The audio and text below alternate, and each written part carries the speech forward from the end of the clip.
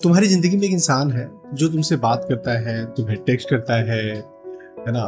तुम एक-दूसरे की लगभग सारी चीज़ें जानते हो, सारी चीज़ें शेयर करते हो, सब कुछ है। बट तुम्हें ये नहीं पता कि वो उसके साथ तुम्हारा रिलेशन क्या है। तुम लोग केवल दोस्त हो या एक कपल हो।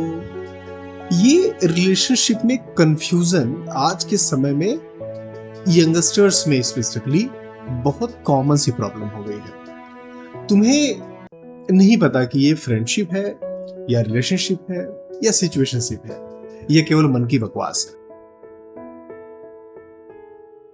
सबसे पहले ये समझते हैं कि ये रिलेशनशिप की कंफ्यूजन होती क्या है। जब हमें हम बातें कर रहे हैं, हम एक दूसरे से अटैच्ड हैं, हम एक दूसरे से इमोशनली कनेक्टेड हैं, लेकिन हमें ये नहीं समझ में आ रहा है कि हमारा रिलेशन का नाम क्या है।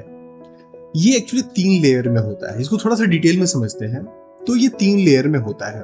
पहला लेयर होता है कि सामने वाले से तुम्हें नहीं पता कि कैसे सिग्नल आ रहे हैं। तुम्हें नहीं पता कि वो पॉजिटिव सिग्नल्स हैं, वो क्या सोच रहा है, वो मुझसे प्यार करता है, मेरे साथ रिलेशनशिप में रहना चाहता है, नहीं रहना चाहता। उसकी फीलिंग्स तुम्हें नहीं समझ में आ रही है, नहीं पता है। दूसरा लेयर होता है कि मुझे खुद नहीं पता कि मैं क्या चाहता हूं, मैं क्या चाहती हूं, मेरी उसके लिए क्या फीलिंग है, क्या सच में मुझे उसे प्यार हो गया है या केवल एक लोनलेस की जो फीलिंग है या उसकी आदत पड़ गई है, उसकी वजह से मुझे ऐसा फील हो रहा है। और तीसरी लेयर होती है कि एक मिक्स्ड सिग्नल, और ये मिक्स्ड सिग्नल ज्यादातर सामने वाले से आता है। तुम्हें कभी बहुत ज़्यादा कोल्ड, बहुत ज़्यादा हॉट, ऐसी वाइब्स आ रही हैं। तुम ये डिसाइड नहीं कर पा रहे हो कि इस रिलेशनशिप को मैं क्या नाम दूं। अब बात करते हैं कि ये रिलेशनशिप का कंफ्यूजन होता क्यों है। तो मोटे मोटे 5 रीजन मुझे समझ में आए कि जिसकी वजह से ये रिलेशनशिप का कंफ्यूजन होता है। पहला रीजन होता है मिक्स सिग्नल, और ये सबसे बड़ा और सबसे ज्यादा इंपॉर्टेंट सिग्नल है। सामने वाले से तुम्हें मिक्स सिग्नल आ रहा है।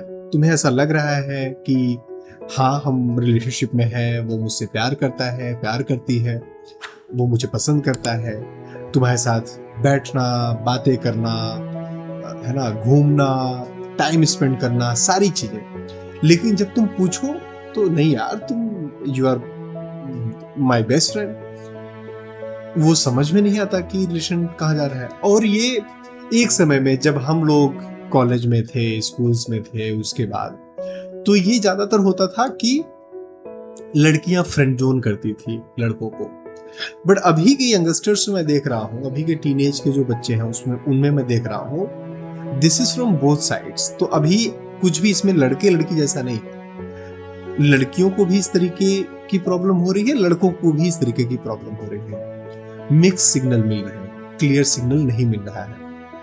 एक चीज समझो कि जब मिक्स सिग्नल मिल रहा है तो क्लियरली बात करना, पूछना बहुत जरूरी होता है। क्यों? क्योंकि ये एक तो हो सकता है कि बंदा इंटेंशनली ऐसा नहीं कर रहा हो, राइट, मतलब वो नॉर्मल तरीके से बिहेव कर रहा है, हमारी अंडरस्टैंडिंग, हमारा थॉट प्रोसेस अलग है, तो इसलिए हमें ऐसा लग रहा हो।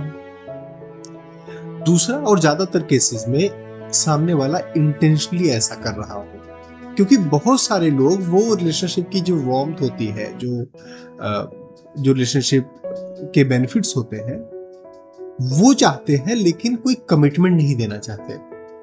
और ऐसे समय में आपको ये ध्यान देना है कि आप इमोशनली एग्जॉस्ट हो रहे हैं, आप सामने वाले के लिए यूज हो रहे हो। तो आपको ये चीज समझना और क्लियरली बात करना बहुत इंपॉर्टेंट है। दूसरा रीजन होता है फियर ऑफ कमिटमेंट। काफी सारे लोग ऐसे होते हैं ना, वो कमिट करने से डरते हैं। अब जरूरी नहीं है कि वो इंटेंशनली या मतलब बुरे इंटेंशन से कमिट करने से डर रहे हो सकता है उन्होंने लाइफ में कुछ देखा हो, घर में ऐसे रिलेशनशिप देखे हो, अपने पेरेंट्स के बीच में लड़ाई देखी हो, ऐसी सिचुएशंस देखी हो जहां पर रिलेशनशिप्स अच्छे नहीं चलते। सही नहीं चलते, तो वो एक कमिटमेंट से डर रहे हैं, फियर उनके अंदर है। सही बात है, बट आपको एक चीज समझना पड़ेगा कि उनका इंटेंशन बुरा नहीं है, उनकी चीजें बुरी नहीं है, बट उसको सही करना आपका काम नहीं है। ये चीज बिल्कुल क्लियरली अपने दिमाग में डिफाइन कर लेना है। उसको सही करना आपका काम नहीं है, आपको अपना ख्याल भी रखना है। तीसरा रीजन होता है कि मेरे अंदर खुद क्लैरिटी नहीं है, मुझे खुद नहीं पता कि मेरी फीलिंग्स कैसी हैं। कभी लगता है हाँ यार वो अच्छा इंसान है, कभी लगता है कि नहीं यार वो उतना अच्छा इंसान नहीं है, कभी ऐसा लगता है कि यार ये मैं लोनलीनेस फील कर रही थी इसलिए उसके साथ मुझे अच्छा लग रहा था, कभी ऐसा लग रहा है कि मैं जो मेरा पुराना रिलेशनशिप था उससे उभरने के लिए प्रॉब्लम मैं इसके क्लोज हो गई। मुझे खुद अपनी फीलिंग पता नहीं है, तो सेल्फ इंट्रोस्पेक्शन करना बहुत जरूरी है। ऐसी सिचुएशन में अगर आप कोई डिसीजन ले लेते हो तो ज्यादा, क्योंकि बाउंड्रीज नहीं डिफाइंड है, क्योंकि इमोशन आप गलत इमोशन में जा रहे हो, है ना। रिलेशनशिप का इमोशन नहीं है, इमोशन वो एम्प्टीनेस का है, लेकिन आप रिलेशनशिप से उसे भरने की कोशिश करोगे तो वो टूटेगा ही टूटेगा। रीजन नंबर 4 होता है सिचुएशनशिप। आज के समय में मॉडर्न बच्चों में ये बहुत ज्यादा मतलब पॉपुलर भी है। तो ये एक तरीके का डेटेड टर्म है, मतलब आज भी भारत में उस तरीके से हम नहीं डिफाइन कर पाते, है ना। मतलब रिलेशनशिप को एक्सप्रेस करना पब्लिकली थोड़ा सा जुगाड़ वाला मामला ही रहता है। तो पब्लिकली कमिट करने से बचना, और अभी मेरा ये रिलेशन चल रहा है, अगर जरूरत पड़ी हो सकता है हम आगे एक साथ चले जाएं, हो सकता है एक साथ आगे नहीं जाएं, तो क्लियर कम्युनिकेशन होता है, बट वो कपल वाला डिफाइंड रिलेशनशिप नहीं होता। अब यहाँ पर प्रॉब्लम क्या होती है कि उनमें से कोई भी एक बंदा, कोई भी एक पार्टनर ज्यादा इन्वॉल्व हो सकता है, और जब वो ज्यादा इन्वॉल्व हो जाता है तो ये बहुत एक्सपेंसिव पड़ता है उस इंसान के लिए। अब चलो बात करते हैं मिक्स सिग्नल्स की। तो मिक्स सिग्नल्स को पहचानना बहुत इंपॉर्टेंट है, बहुत जरूरी है। क्या क्या सिग्नल्स होते हैं, जैसे एक तो हॉट एंड कोल्ड बिहेवियर होता है ना, कभी तो बहुत ज्यादा क्लोज, बहुत ज्यादा वार्मनेस रिलेशन में, and other day complete ghosting, है ना, बिल्कुल बात नहीं करना, रिप्लाई नहीं करना, और अपने कन्वीनियंस पे अवेलेबल होना। दिन भर रिप्लाई नहीं किया, जब जरूरत थी तब नहीं अवेलेबल थे, अभी अवेलेबल हो गए तो कह रहे हो कि हाँ मैं यार बिजी था, यहाँ पर था, वहां पर था, ऐसे फंस गया था, वैसे फंस गया था। ये दूसरा सिग्नल होता है कि अपनी कन्वीनियंस पे सामने वाला अवेलेबल होता है। हाँ मैं समझ रहा हूँ कि सबकी अपनी लाइफ में प्रायोरिटीज होती हैं, बट वो कम्युनिकेट करके आप घोस्ट कर रहे हो या बिना बताए घोस्ट कर रहे हो, ये बहुत ज्यादा इंपॉर्टेंट हो जाता है। तीसरा सिग्नल होता है बातें बहुत सारी होती है, एक्शन नहीं होता। हाँ यार ये करेंगे, ऐसे करेंगे, यहाँ पर करेंगे, ऐसा प्लान करेंगे, सारी चीजें, बट जब एक्शन लेने का टाइम आ जाए तो कोई ना कोई बहुत ही जेन्युइन सी चीज आ जाती है जिसके वजह से वो बातें कंप्लीट नहीं हो पाती, वो बातें कमिट नहीं हो पाती। अगर एक बार हो रहा है ऐसा, 2 बार हो रहा है, प्रॉब्ली कोइंसिडेंस है, बट अगर बार बार ऐसा हो रहा है, हर 5 में से 3 बार ऐसा हो रहा है, then there is a problem. अगला साइन होता है कि दोस्तों के बीच, पब्लिकली, सोशल मीडिया पर एक्नॉलेज नहीं करना या उनसे अनजान बने रहना, और जब प्राइवेट में रहो तो यू आर माइन, तब बहुत ही ज्यादा क्लोजनेस। अब यहाँ पर 2 चीजें हो सकती हैं। पहली चीज तो ये हो सकती है कि पब्लिकली प्रॉब्ली बताने से बच रहा है, क्योंकि अभी हमारे मतलब ये टैबू सब्जेक्ट तो है, right, which is okay, but फिर क्या क्लोज फ्रेंड्स में भी, दोस्तों के साथ भी वही बिहेवियर है?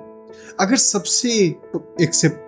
सबके सामने, किसी के भी सामने तुम्हें बताने से, तुम्हारे बारे में बात करने से, अपने रिलेशनशिप को पब्लिक करने से बच रहा है सामने वाला, then there is a problem. कुछ लोग तो ऐसे होंगे जिनसे वो पब्लिकली बता सकते हो, जिनको बता सकते हो।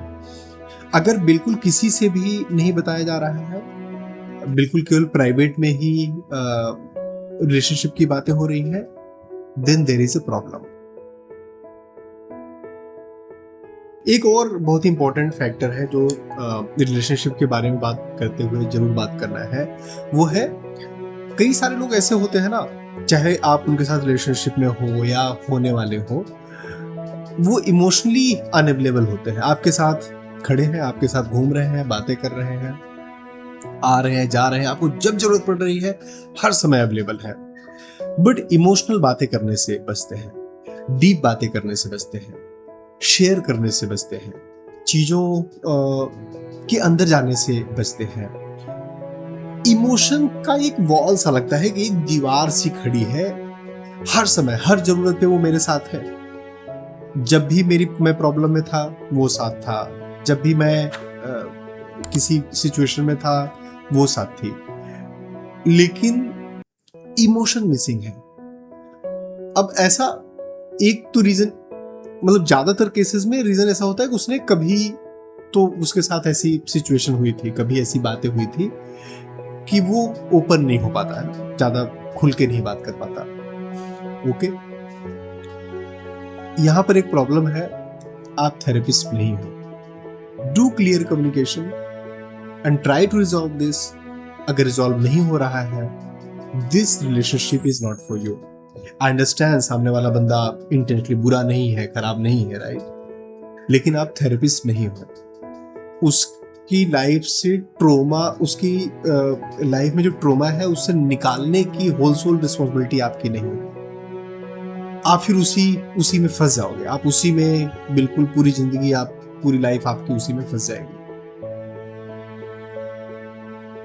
अब बात करते हैं कि जब ऐसी सिचुएशन हो, कंफ्यूजन है, डिसाइड नहीं कर पा रहे हैं क्या करना है क्या नहीं करना है, तो एक फ्रेमवर्क है जो हमें यूज करना है, 3C framework, right. So C1 is clarity. C1 is clarity. अपने अंदर से पहले क्लैरिटी लेकर आओ। मैं क्या चाहता हूं? मैं रिलेशनशिप में रहना चाहता हूं, मैं इस बंदे को पसंद करता हूं, मैं इस बंदी को पसंद करता हूं, मैं इस सिचुएशन में, इस रिलेशनशिप में रहना चाहता हूं, नहीं रहना चाहता, मेरी इस रिलेशनशिप से एक्सपेक्टेशन क्या है, मेरी इस रिलेशनशिप की बाउंड्रीज क्या है। अपने अंदर पहले क्लैरिटी लाओ। जब तक तुम्हारे अंदर क्लैरिटी नहीं आएगी, तब तक तुम ना कोई डिसीजन ले पाओगे, ना कभी इस इमोशनल ब्रेकडाउन से आगे निकल पाओगे, ना कभी अपनी लाइफ में आगे बढ़ पाओगे। तो सबसे पहले तो अपने अंदर क्लैरिटी लाओ। दूसरा, कम्युनिकेशन। जब तुम्हारे अंदर क्लैरिटी आ गई है, communicate that with your partner. बिल्कुल क्लियर, सीधे शब्दों में। ये रूड होना नहीं है, ये सामने वाले को इंसल्ट करना नहीं है, ये क्लियर कम्युनिकेशन है, क्योंकि आपकी लाइफ का एक पार्ट है रिलेशनशिप। एंड बिलीव मी और नॉट, आपका रिलेशनशिप अच्छा है तो चीजें अच्छी चल सकती हैं, खराब चल सकती हैं, लेकिन अगर आपका रिलेशनशिप बुरा है तो चीजें, लाइफ, करियर, पैसे, हर चीज खराब चलती है।